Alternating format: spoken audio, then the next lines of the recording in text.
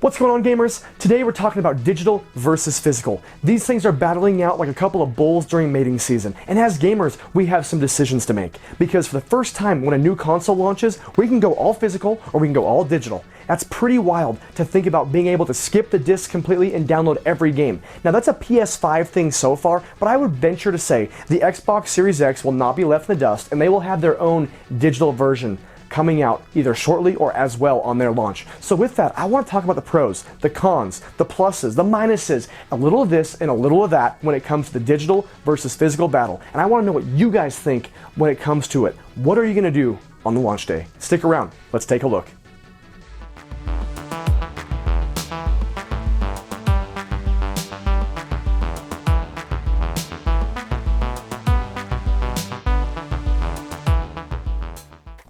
So first things first, we know off the top, the PlayStation 5 has already made an announcement that we're getting both the digital version and a disc-based version. They could also download games, of course. We know for sure that the digital only is going to obviously cost less, so that initially gives us our first point of contention or decision making, if you want to call it that.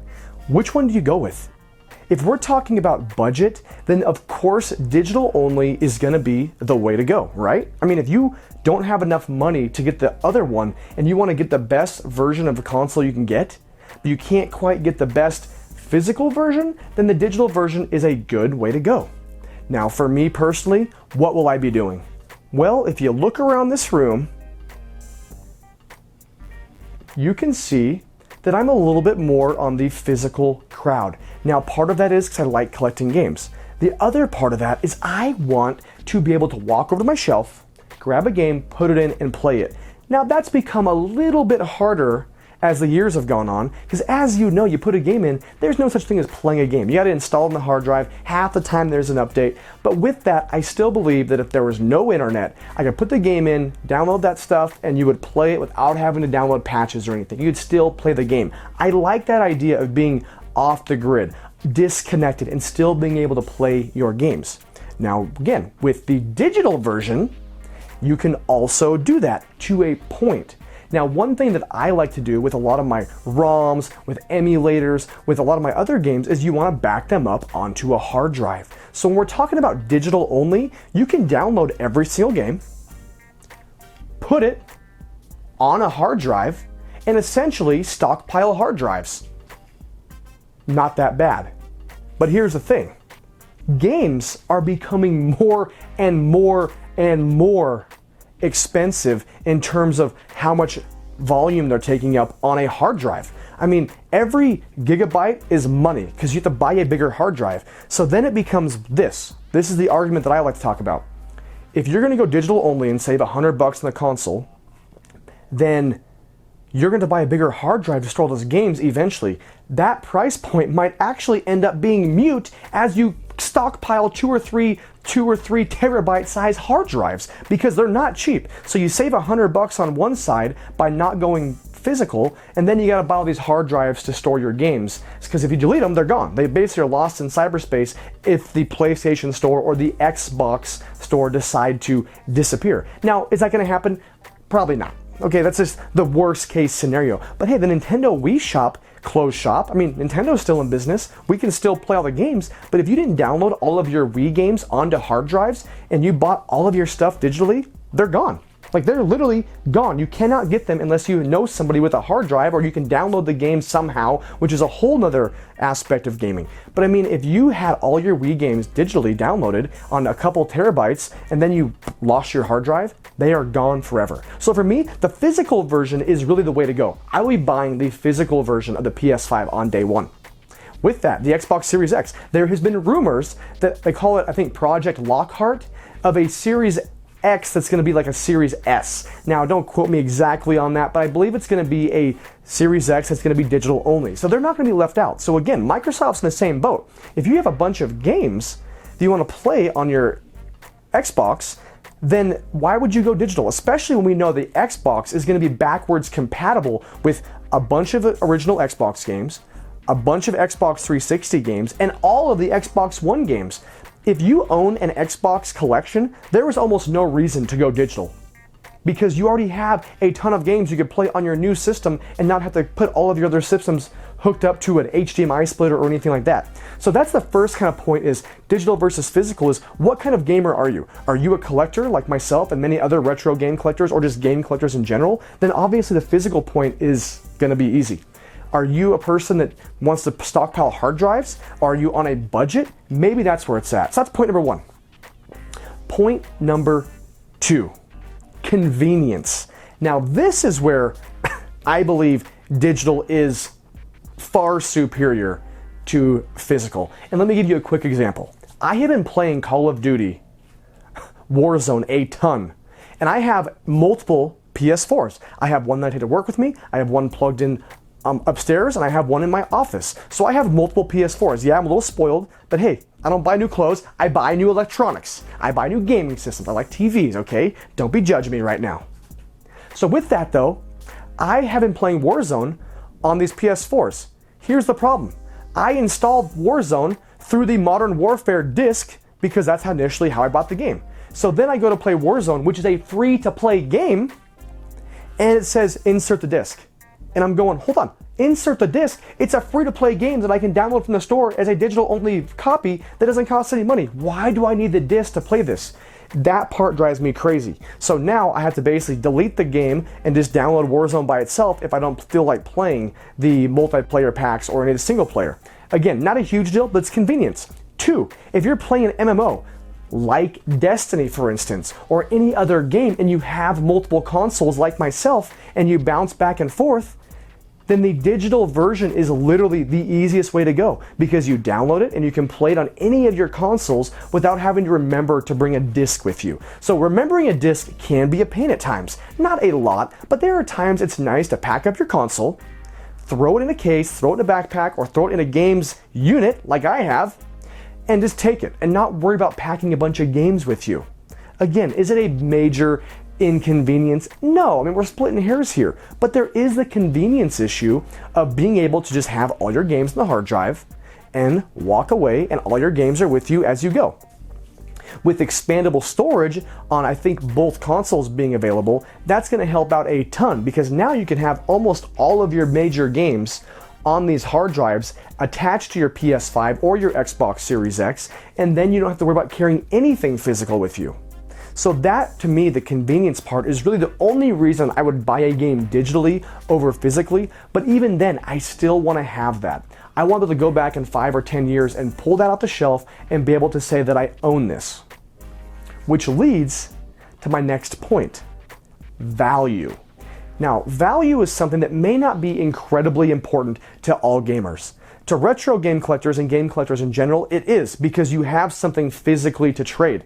Okay, you can't go trade furs in the 1800s and say, hey, I downloaded a beaver pelt on my hard drive. What's it worth? It's worth absolutely nothing. They want a beaver pelt. That's the way the world works. So if you are buying to collect and to maybe have a value in your game room, then again, there is a no-brainer. It is not a question. The physical version is the way to go. Because if I grab a game like Doom, okay, maybe Doom is only worth 10 or 15 bucks on the PS4 right now, but hey, this game on the PS4 at $10 is worth more than Doom on my hard drive. I can't sell Doom on my hard drive. I can't get rid of it if I needed to. Now again, I don't plan on doing that. I plan on keeping this game until I die. I'm gonna will it to my kids or my grandkids someday. But with that, it's at least something physically that has value. It's like coins, this whole crazy coin shortage. We're going digital only. There's gonna be no currency. It's all gonna be in cyberspace. Same thing, your game is in cyberspace. It's not worth anything. Now, there is a point of that Sony could do, and Microsoft, is what if you could trade in digital games? What if you could trade in digital games?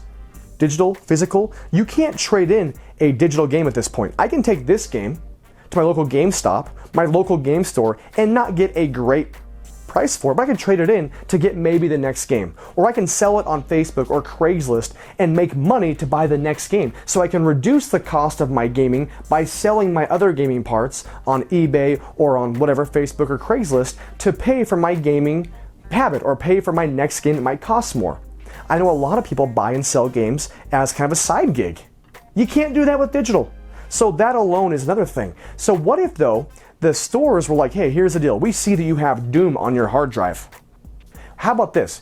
We'll trade in Doom essentially, so we'll delete it off your hard drive, and we'll give you $20 credit towards the next Doom, towards another game. That's something that's really interesting and could be maybe plausible. I don't know how that would work. I don't know how you can force someone to download off their hard drive if you have multiple hard drives or multiple systems. I'm just saying, in general, a digital trade-in, I think, is something that digital only could benefit from.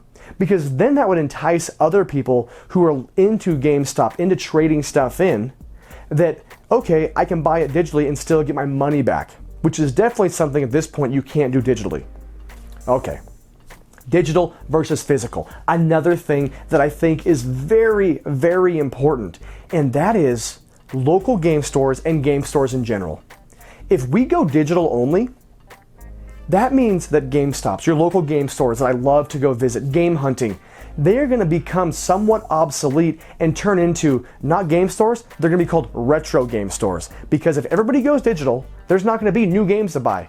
There's only going to be peripherals. That's about it. So if there's no new games to sell, because everybody can just download them, what's the point? What are they going to sell download codes at GameStop? I mean, they do that already. What's the markup? I mean, I have no idea. A couple bucks? Do they make money on digital download codes? And if that's the case, why wouldn't you just go download it directly from your house anyway? Take your mom or dad's credit card and call it good. So for me, digital and physical, again, I want to keep my local game stores in business. Now, I can't give them every dollar I make. I can't do that. I got other bills, other things to do, other hobbies. But if I can help them out by buying an occasional game or two, or taking their trade-ins and buying them from someone else that traded in a game and taking their trade-in and giving them money for it, well then that is a huge way for them to make money. That's how local game stores make money. That's what this is all about. So I'm not saying that digital is a bad thing. I'm not saying that physical is a great thing. What I'm saying for me and the way that I like to game, I like to collect, and I like to support my local game stores, I'm a little bit more on the physical side. So I will definitely be buying the physical only variant. Now, as other gamers out there, what do you guys think? I mean, what are you thinking? Are you gonna get the digital only for the convenience? Do you wanna save the $100 because it's gonna be cheaper? We know it's gonna be a little bit less money. So what are we doing with the digital and the physical talk here? What are you thinking as gamers? What is gonna make you pick up the PS5 or the Xbox Series X? Are you an Xbox fan who is now wanting to go all digital, so you're only gonna buy the PS5 because of that? Or maybe you're gonna get the Xbox with a Game Pass where you can just play your Netflix style games. That's also something now that's taking away from physical sales, is you pay a monthly price, you get to play games as long as you want for 20 or 30 bucks a month. That's pretty cool. Again, for me, I like to own a copy of the game that I'm playing. I already have too many games. I could never buy another one in my entire life, and I still wouldn't beat all of the games I have. But with that, I still wanna keep buying games and collecting. So for you, let me know, what is gonna make you pick digital or physical? Is it convenience? Is it price? Are you a local game collector that likes to buy and sell games? Are you doing the swap and shop? Is that part of your side hustle where you're making money and paying for your gaming habit? Let me know in the comments below. I think this is definitely something that every gamer is gonna have to make a decision on moving forward, because it's gonna be more and more important, and it's gonna be in our face from here on out. As the internet gets bigger, as downloads get faster, uploads get faster, and streaming becomes bigger and bigger, digital and physical is going to be a battle that I think physical is going to slowly start losing. But when you're 100% physical, you can only go down. I wonder where the plateau is going to be, where eventually we have 50-50, or is it going to be 70-30, or 30-70? How is that going to work? Let me know what you guys think. As always, thanks for watching. If you love the talking point today, hit the like button, hit the subscribe. Let me know your thoughts on this talking point. As always, keep trolling, keep rolling. We'll see you next time.